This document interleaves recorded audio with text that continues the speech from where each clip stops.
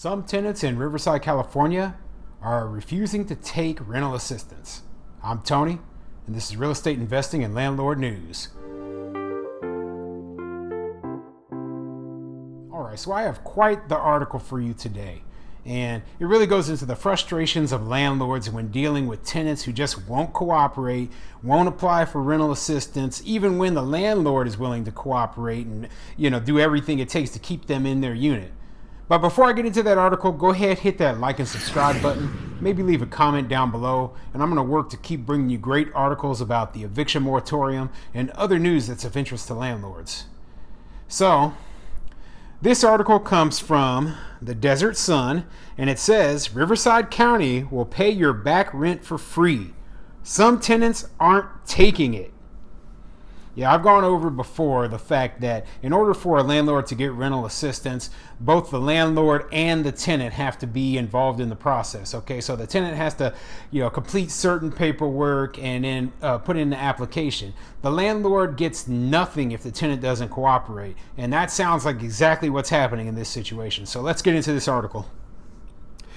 Government assistance programs have helped thousands of Coachella Valley residents pay their rent and stay housed over the past year.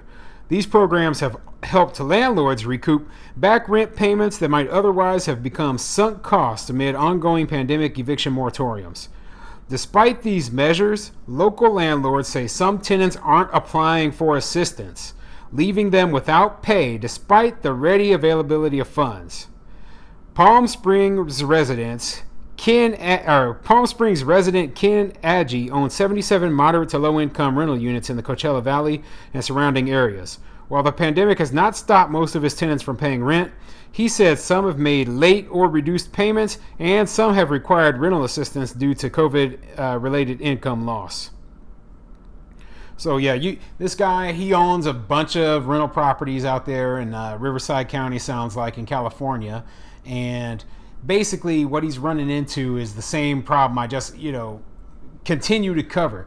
Tenants who aren't willing to cooperate for whatever reason. They don't want to fill out the paperwork. They don't want to do anything. Now, of course, they are still protected by the eviction moratorium, meaning that they can't be evicted, but they haven't applied for rental assistance. They might not even qualify for rental assistance.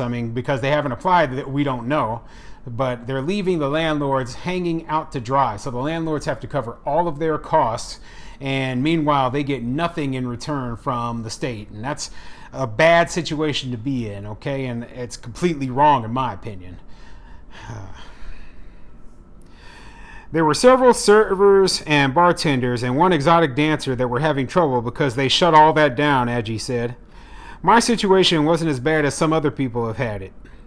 Agee said Riverside County's rental assistance program has been terrific and a critical avenue for helping the most COVID-impacted individuals pay rent. The program, administered through United Lift, a partnership between the county, Inland SoCal, United Way, and Palm Desert-based nonprofit Lift to Rise, has provided over 8,000 households with nearly $38 million in rent and utilities assistance over the past year. According to the organizations, it gave more than 1,600 households $12.5 million in rental and utilities assistance between March and May, and of this year alone, the groups say. Well, sounds like this is one of the cases where the rental assistance programs is actually getting to some of the landlords. Okay, so some of this money is actually getting to the landlords and making sure that they're able to pay their bills and keep those tenants in their units. So yeah, at least in some of the cases, it sounds like the rental assistance program is working here. Now, I can't say that that's reflective overall of what's going on in the state of California or anywhere else, but at least it's nice to hear that it's working in this situation. And this landlord seems to like it, but he can't do anything if these tenants don't sign up for the program, okay? Roughly half of the $57 million in emergency rental assistance program funding allocated by the county in February remains available, according to Lift to Rise.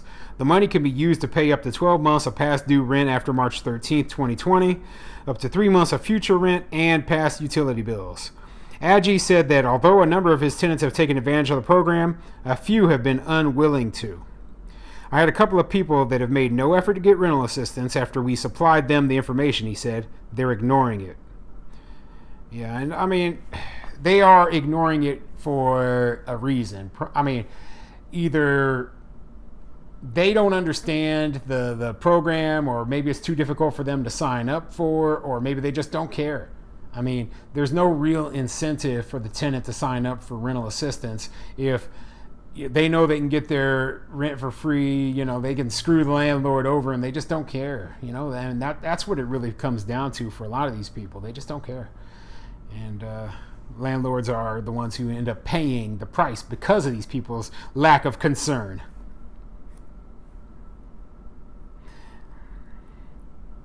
The landlord said he wasn't sure why some individuals might be foregoing rental assistance, although he suspected tenants without proper immigration documentation could be afraid of being discovered by law enforcement authorities. Heather Vicona, founder and CEO of Lift to Rise, says she wasn't surprised to hear that some tenants were not taking advantage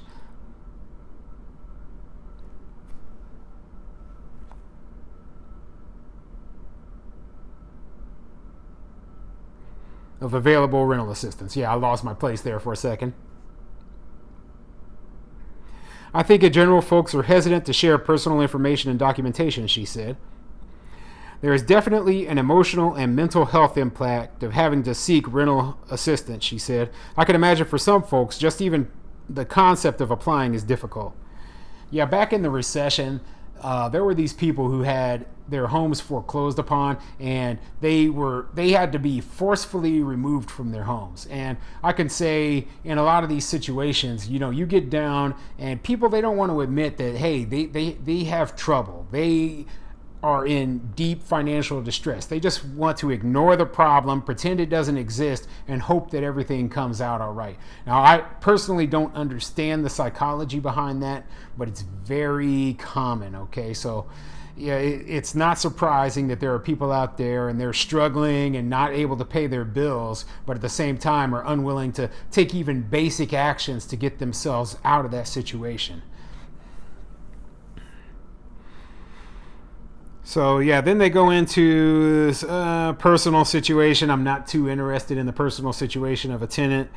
I'm more trying to just cover what exactly is happening for the landlords in these situations. So let me see if I can skip over and get down to what else it says about this situation. It says a May survey by Avail, Realtor.com's small landlord management platform, found that 56% of renters were unaware that any government-funded rental assistance was available. About 40% of landlords reported also being unaware of government-backed rental assistance programs. Yeah, that's a good point right there, and I've brought that point up before. A lot of these landlords and tenants, they're just not in the know in terms of rental assistance programs. They just don't know that they qualify for anything. Now, in the case of this landlord in this story, it sounds like that they provided the information to the tenant. The tenant just is deciding not to apply. So I can't say that's really the case in this situation. But yeah, I mean, this is really, it dives down into the fact, once again, that the rental assistance programs were not set up for landlords. They were more set up for the tenants, and not realizing that if the landlords were unable to access the funds, then they would be forced to try to evict these tenants when these moratoriums came to an end. So yeah, I wish they would think about us more often, think about one of the primary stakeholders when they create these programs, because these are the kind of messes that happen when you don't.